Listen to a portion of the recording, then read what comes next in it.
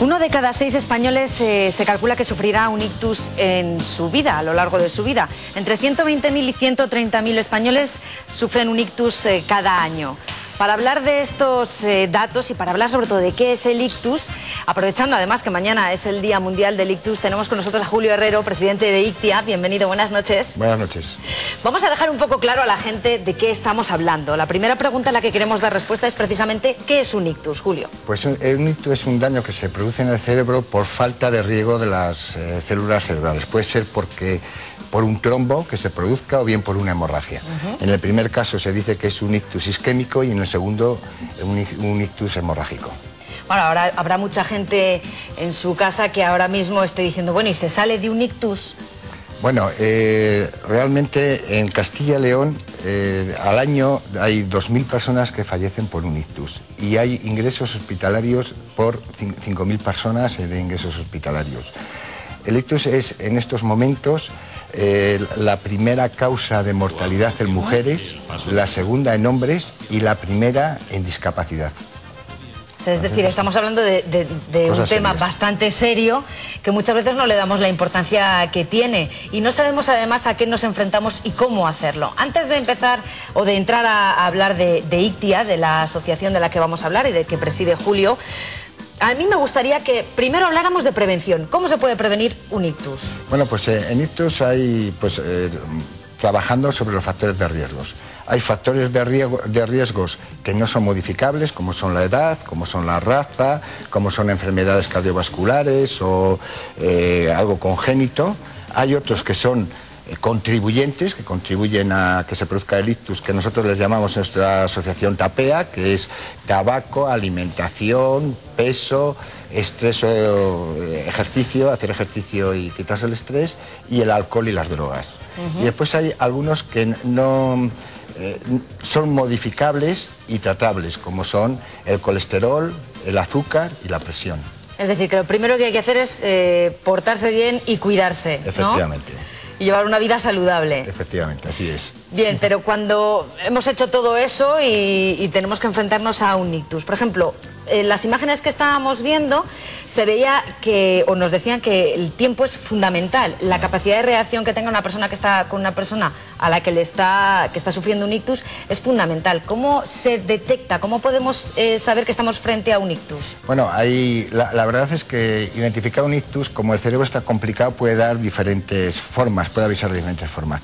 Las más normales que avise es porque tienes una pérdida de fuerza en el medio cuerpo, falta de sensibilidad en las extremidades o en la cara, pérdida de visión, modificaciones en el lenguaje, en el habla y en el entendimiento, mareos, un dolor de cabeza muy intenso, ¿no? En fin, estas son las más normales.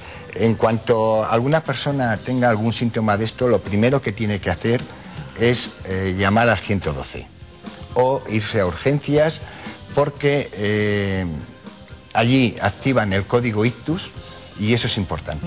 El tiempo es importantísimo en el ictus porque las 4 horas y medias primeras desde que te ha dado el ictus, es posible que acudiendo a un centro de estos, que en Castilla y León hay 4 provincias que lo tienen, entonces pueden aplicar el código ictus, pueden un tratamiento trombolítico y puede que las secuelas sean mínimas. Es decir, el tiempo es fundamental, la reacción es fundamental. 4 horas y media tenemos para intentar que esas consecuencias sean las menores posibles.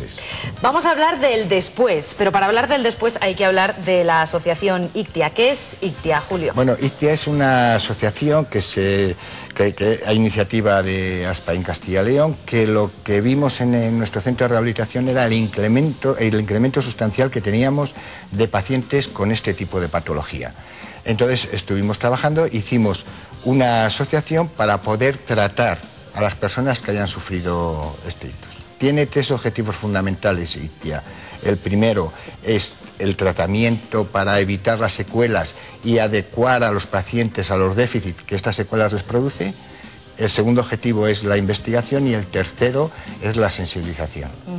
En ese primer objetivo, el de tratar a esas personas y rehabilitarlas, ¿qué es lo que se hace con una persona que ha sufrido un ictus?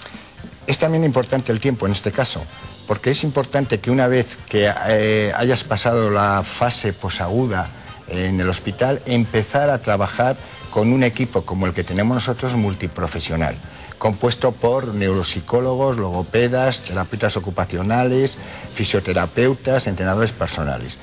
¿Por qué es importante trabajar todo en el primer año? Si trabajamos en el primer año, es posible que los déficits motores, cognitivos, del habla, sociales, todos estos pueden pasar de que tengas que estar en dependencia a que puedas hacer las actividades diarias sin ningún problema. Es decir, que lo que se intenta es que las consecuencias sean las mínimas y que la persona que ha sufrido un ictus sea lo más independiente posible. Efectivamente.